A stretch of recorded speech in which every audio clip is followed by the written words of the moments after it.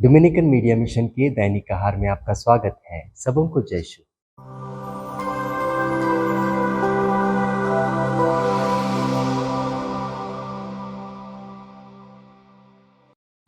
मेरे मित्रों, आज का सुसमाचार मत्ती अध्याय 13 पद संख्या 36 से लिया गया है।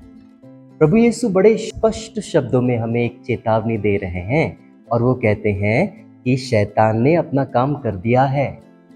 ईश्वर द्वारा बोए गए बीजों के बीच में उसने अपनी शैतानी बीजों को भी बो दी है।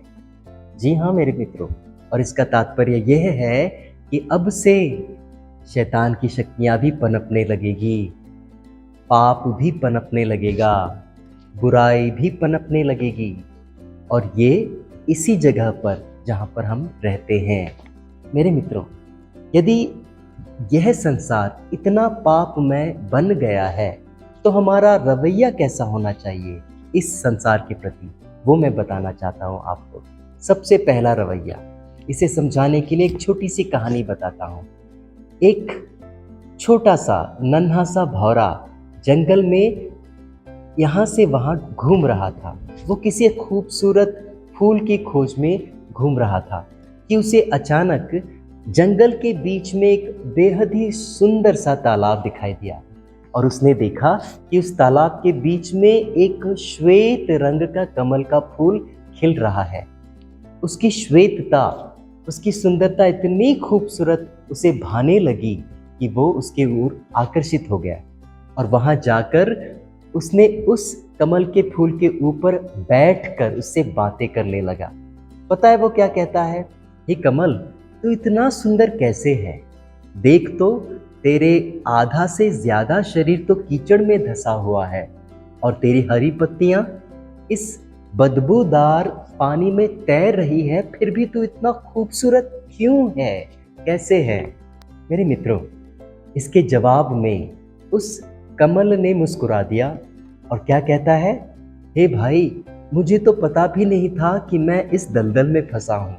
मुझे तो पता भी नहीं था कि मेरा आधा से ज्यादा शरीर कीचड़ में धंसा हुआ है, और मुझे तो यह भी पता नहीं था कि मेरी पत्तियां इस बदबूदार पानी में तैर रही है।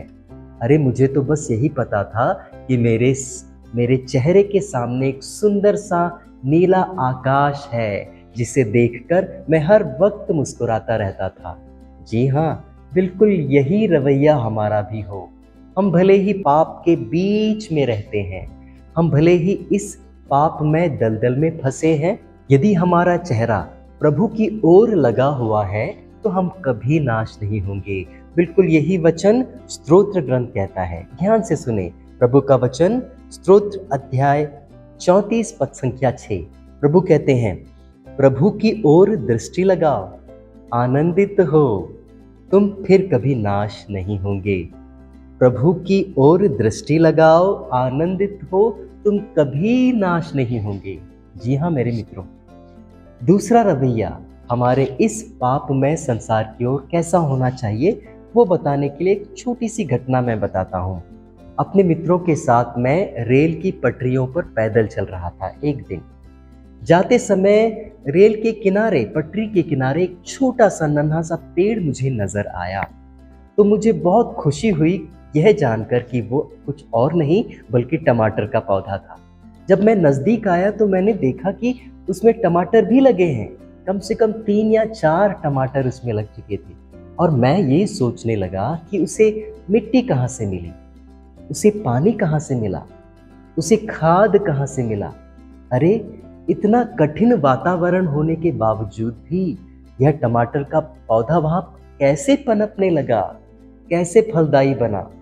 और मेरे जहन में यह उत्तर आया, मेरे प्यारे भाइयों और बहनों, हमारी स्थिति भी इसी प्रकार है। यदि हम अपनी नजरें प्रभु पर टिकाए रखेंगे तो हम फलदायी बनेंगे। जब तक भले ही हमारे चारों तरफ के वातावरण कठोर हो, पापमय हो, बुरा हो, फिर भी हम प्रभु पर नजर लगाकर फलदायी बन सकते हैं उसकी महिमा के लिए। सबों को जय श्री।